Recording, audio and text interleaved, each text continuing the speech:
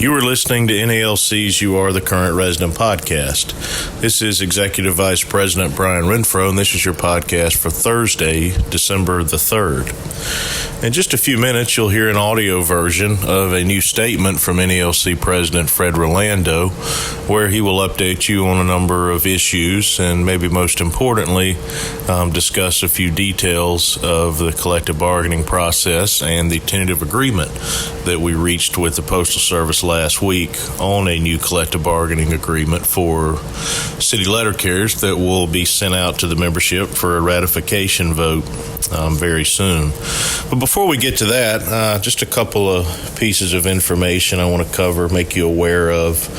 One, on the website right now, there is some information there that you can read about the new tentative agreement in the form of a statement from President Rolando as well as a NALC bulletin that has been mailed out and should be received any day now in the offices. The electronic version of that bulletin is available on the website, so if you just go to NALC.org, there on the front page, the large slider at the top, the tentative agreement should be the first thing you see, so some information is available there. There will be even more detailed information included in the December postal record. The December postal record will arrive a couple of weeks later than it normally would in December. The reason for that is typically the magazine gets there between the 5th, the 10th, within the first couple of weeks of the month. So in order for that magazine to be ready, it has to go to the printer sometime around the third week of the previous month. Well, the third week of November was early last week, or perhaps the end of the preceding week, which is about the point in time where we reached this agreement. So, of course, we did not want to send out a postal record in December that did not include information on that tentative agreement. So the magazine in December will likely arrive towards the end of the month. That magazine, as I mentioned, will include some more detailed information on the tentative agreement. In the interim, likely early next week, you will see the electronic version of the postal record will be available on the website. So I encourage you to take a look there at the website early next week for a longer, kind of more detailed article that describes all the substantive changes that are included in that tentative agreement. It will be available there on NALC.org. So now let's go to President Rolando for the audio version of his December 3rd statement. We congratulate NALC's endorsed candidates, Joe Biden and Kamala Harris, on their election to the offices of President and Vice President of the United States. As I've often said, one of our strengths is that our union is comprised of diverse and passionate voters ranging from the far left to the far right and everywhere in between. So now we need to flex that strength and continue our work to ensure that letter carriers and the Postal Service are not only protected, but promoted. We look forward to doing just that in the weeks and months ahead. The U.S. Senate, under its current leadership, has failed to act on issues of importance to letter carriers, such as stimulus relief, hazard pay, and in a broader sense, postal reform. There will be a runoff election in Georgia on January 5th for both of its Senate seats. If both Jon Ossoff and Raphael Warnock are elected to their respective seats, we will have new leadership in the U.S. Senate. In the interest of the members we represent, we will be working hard towards that goal. To break the gridlock over ongoing negotiations with the White House and Senate over another round of COVID-19 relief, the House most recently advanced an additional relief package, H.R. 925. The bill, which is dubbed HEROES Act 2.0, passed the House on party lines by a vote of 214 to 207. With 18 Democrats and all Republicans voting against the measure. House Democratic leadership scaled back on the size and scope of the measure to $2.2 trillion, reflecting an urgency by House Democratic leadership to get some measure of relief passed. The original HEROES Act, H.R. 6800, which passed in May, was $3 trillion, and the Senate recently failed to advance a $1.5 trillion skinny measure, showing the vast difference between the chambers on how much stimulus is needed and where it should be spent.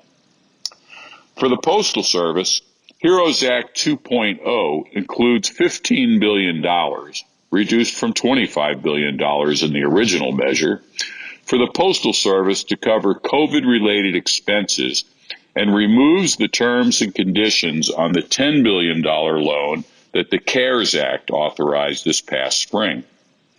The new bill also includes workers' compensation benefits for postal employees who contract COVID-19, but unlike the original HEROES Act, does not include hazard pay for frontline workers and postal employees.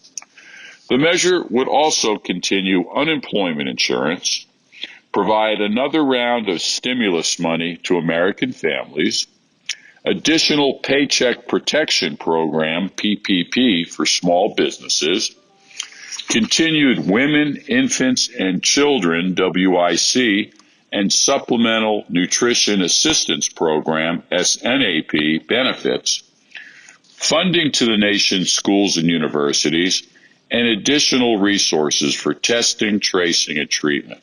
It would also provide funding to prevent more than 40,000 layoffs of airline workers. While the House continued to keep up pressure on the Senate and the White House to come to some sort of compromise, the Senate failed to advance any additional relief. NALC will work with the newly elected officials and continue to call for relief for the Postal Service, favorable terms and conditions for the $10 billion Treasury loan, and for hazard pay for our members on the front line of this pandemic. As previously reported, NALC and the Postal Service agreed to continue several pandemic-related memorandums of understanding through the end of the year. These MOUs, found in NALC's materials reference system on the NALC website, include temporary expanded sick leave for dependent care, which is M1910, temporary additional paid leave for CCAs, M1911, temporary use of the 701 rule, M1913, temporary workplace changes to promote social distancing, M1915, and temporary use of TCAs, M1916. NALC and the Postal Service also agreed to another temporary time limit extension on Step B and arbitration appeals, M1930, and an agreement giving local parties the ability to develop a sign-up process for full-time employees who previously did not or could not place their names on either the overtime desired list or work assignment list. The latter agreement, M1931, is due to the potential effects of the COVID-19 pandemic on staffing levels. Both of these agreements will expire at the end of the year as well. We are currently discussing further extension of all of these MOUs with the Postal Service beyond December 31st. Also, still in effect through December 31st is a postal memorandum, M1914, which instructs managers and supervisors to allow liberal changes of schedule to accommodate employees who are dealing with child care issues related to the pandemic. The memorandum also provides for liberal sick leave usage for employees who are sick and liberal annual and leave without pay to the extent operationally feasible, treats COVID-19 related leave as scheduled leave as opposed to unscheduled, and it directs that leave taken for COVID-19 related reasons during this time not be cited in discipline for failing to maintain an assigned schedule. After several weeks of discussion, NALC and the Postal Service also agreed to a memorandum of understanding that increases the maximum allowable annual leave carryover amounts outlined in the Employee and Labor Relations Manual. For leave year 2021, regular workforce career employees covered by the USPS NALC National Agreement may carry over 520 hours of accumulated annual leave from leave year 2020 to leave year 2021. Normally, as defined in the ELM, bargaining unit employees have a maximum leave carryover of 440 hours. The MOU, M1928, can be found in NALC's Materials Reference System on the NALC website. Although this memorandum did not impact the ELM provisions for payment of accumulated leave, after further discussion, the Postal Service has confirmed that employees that retire during leave year 2021 can receive a terminal leave payment of up to 520 hours. The Postal Service also notified NALC that it will not implement the temporary employee payroll tax deferral established by the presidential executive order. If implemented, the order would have deferred payroll taxes through the end of the year. The taxes would then be owed at that time, barring any further action. The Internal Revenue Service issued guidance making clear that employers are not required to implement the deferral. As a result, letter carriers have seen no change in payroll taxes as a result of the executive order. In previous statements, I discussed several national-level unilateral USPS delivery initiatives which directly affect letter carriers. I'd like to update you on the status of each of them. On August 3rd, an outside company hired by the Postal Service began conducting a study of city carriers' office activities in about 36 sites. According to the Article 34 notification to NALC, the stated objective was to observe letter carrier office duties and to collect data to potentially develop new work methods or standards. The Postal Service also stated the information gathered may be used in collective bargaining. During this unilaterally commissioned postal study, the data collectors of the third-party contractor, Deloitte, counted the mail and observed the regular carrier perform office and loading/unloading duties in the morning and the afternoon on the selected routes. The data collection continued through September. NALC representatives visited each test site prior to the study to explain the process to the letter carriers involved in the study and to answer any questions they had. These representatives then returned to the sites after the data collection was complete to obtain feedback from the carriers. We have suggested to the Postal Service that if they intend to collect data from the test, it should be shared with the Joint City Delivery Task Force rather than the Postal Service pursuing any unilateral agenda. To date, the Postal Service advises they are still awaiting the results of the study from Deloitte. NALC headquarters will continue to exercise its rights as necessary in accordance with Article 34 of the National Agreement. On June 3rd, we settled a national-level grievance regarding the Postal Service's unilateral testing of consolidated casing. This settlement, M1923 in NALC's Materials Reference System, required that half of the 62 test sites be returned to their original route structure by July 31st, 2020. The remaining 31 test sites were to continue through the end of November. The first 31 sites that were to be returned to their original route structures and schedules are in various stages of compliance with the settlement. While the test was halted in all 31 sites, some locations still have not returned the routes to their original structure and schedule. We have worked with operations at Postal Headquarters to identify and correct these issues. Some of the initial problems have been corrected, but we continue to work on a few sites. I'm confident that all of the sites will be corrected.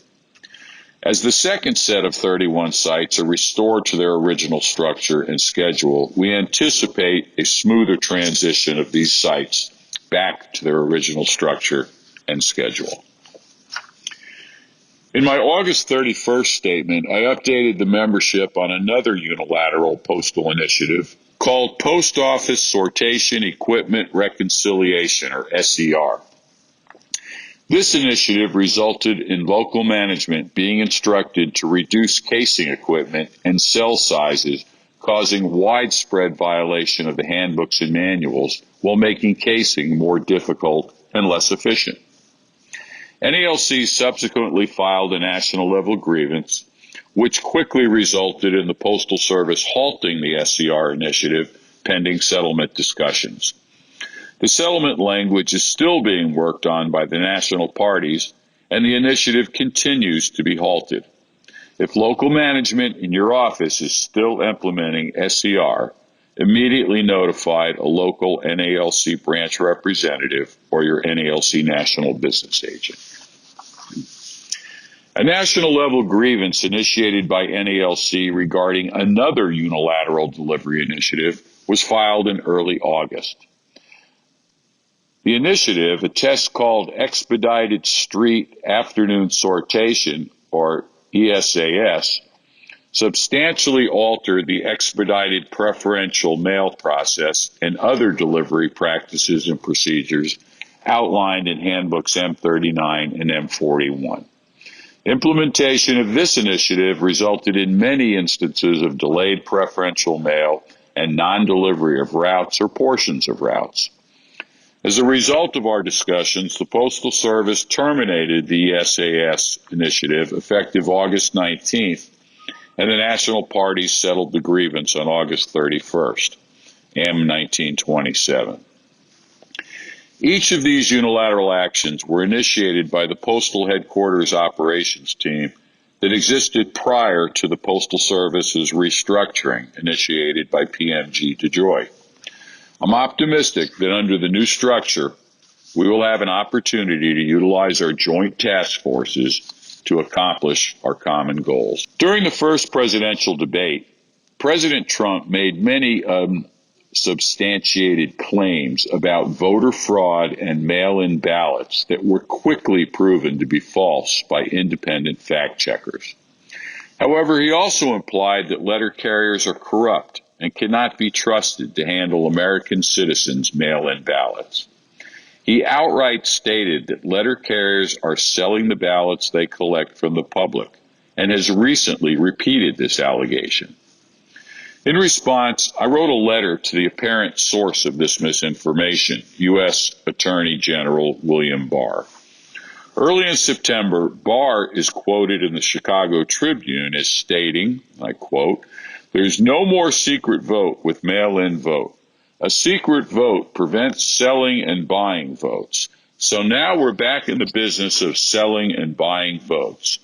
Capricious distribution of ballots means ballot harvesting, undue influence, outright coercion, paying off a postman. Here's a few $100, give me some of your ballots." End of quote. I had to set the record straight and let him know that neither I nor our 290,000 proud members would sit idle and allow him or President Trump to go unchallenged in making such false claims. As I stated in my letter, regardless of their political affiliations, letter carriers are proud Americans and dedicated public servants who honor the trust put in them to protect the sanctity and privacy of all mail, including mail-in ballots. I said it in my letter, and I'll say it again. Every letter carrier in America is owed an apology. NALC and the other postal unions and management associations met on a continual basis with the Postal Service to prepare for the increase in election mail. We discussed and developed operational protocols and communications previously reported in election mail task force updates. Additionally, we deployed local election mail task forces all over the country. Local election mail task forces, consisting of management and union members, in each postal facility were tasked with ensuring appropriate communication was accomplished with all employees and that any issues were quickly identified and resolved. Task forces participated in a nationwide meeting to educate the participants on protocols that had been put in place. Each task force also received a daily checklist that was developed to provide them with a variety of issues to check to ensure protocols were followed.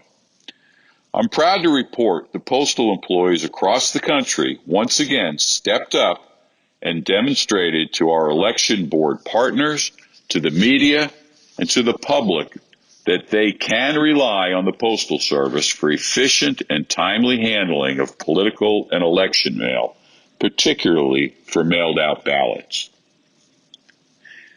NALC and the Postal Service began interest arbitration hearings for a new national agreement on September 23rd. The hearings began with both sides presenting opening statements to the three-member arbitration panel chaired by neutral arbitrator Dennis Nolan. Hearings continued on September 24th, with NALC explaining to the panel the long bargaining history between the two parties, as well as a detailed and thorough overview of USPS finances.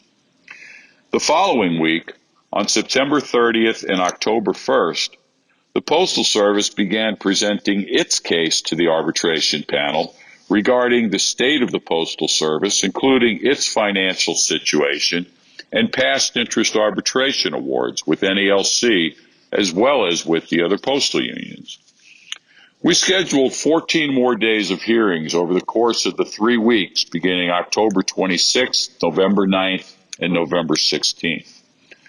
During the week of October 26th, we presented testimony, which included a panel of rank-and-file letter carriers explaining how the city letter carrier job has changed and become more demanding, difficult, and dangerous.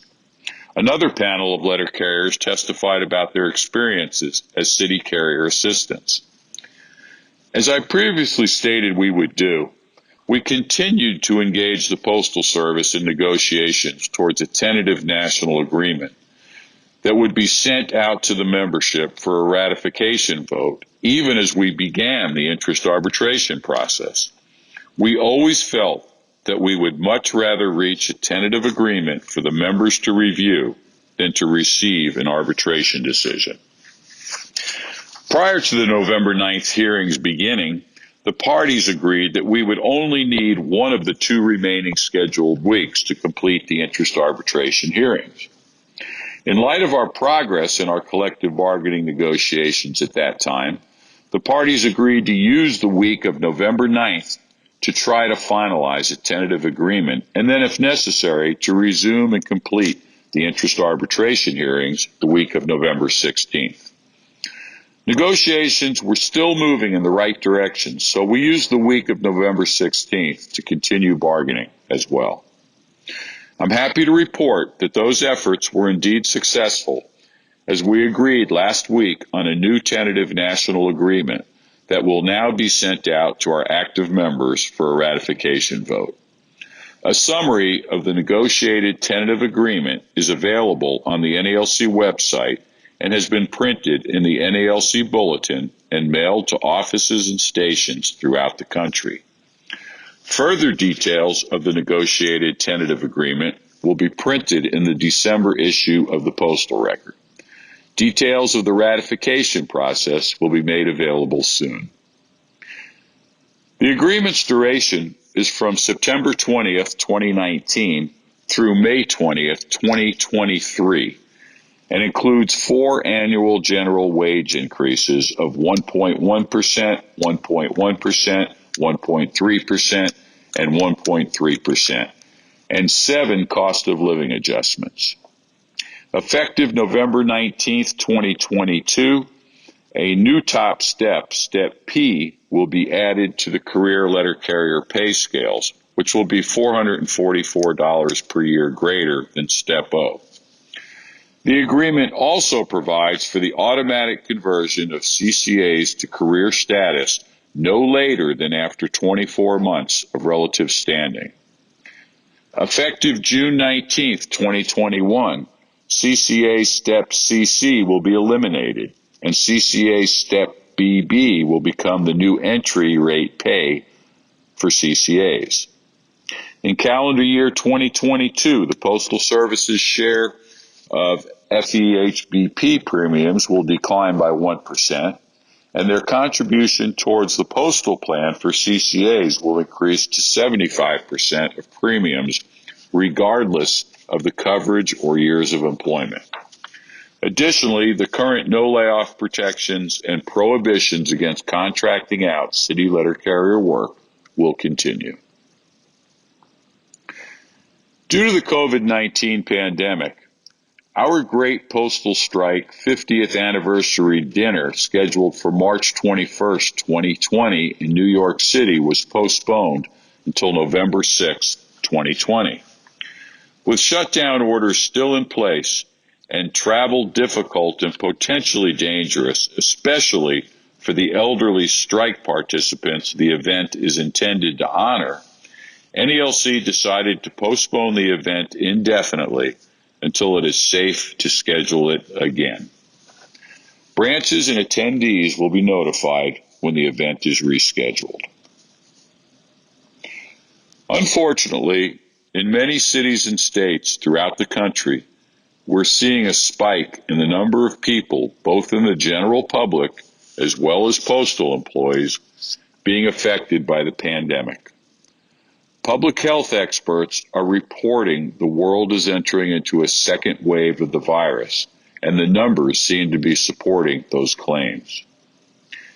Please contact your branch officers, national business agent, or NALC headquarters if protocols such as masks, social distancing, sanitizing, or contact tracing are not being followed. Today, over 14,000 postal employees are under quarantine from the virus. Well over 66,000 previously quarantined postal employees have been cleared and returned to work. About 5,300 of the currently quarantined postal employees have tested positive for the virus, and another 1,800 plus are presumed to be positive. Almost 16,000 postal employees who tested positive in the past have recovered and returned to work. Of all these numbers, about 30% are letter carriers. Sadly, 105 active postal employees have passed away from the virus, including 22 city letter carriers. We've also been notified of 6 retired members who have passed away from the virus. The heroic work you do each day delivering the nation's mail is of great importance to our economy, to our health, and through the election season during a pandemic, to our democracy. As you continue this important work, please also continue to take every precaution regarding social distancing and face coverings. Please do all that you can to protect yourselves, your families, your coworkers, and your customers. Thank you for all that you do. God bless each of you and your families. Please stay safe. That was NALC President Fred Rolando with the audio version of his December 3rd statement to NALC members. If you'd like to read the written version of that statement, it is available on the website at nalc.org. Just look there under latest news and you will see a link to that statement. So thank you again, everyone, for listening. We really appreciate you following us on all the social media channels and staying tuned to the website, where there will most certainly be additional information in the coming days and next couple of weeks regarding the ratification vote. Likely will take place very early in 2021, beginning early in January, but more detailed information will be available here in the near future. So thank you again for listening, and everyone stay safe.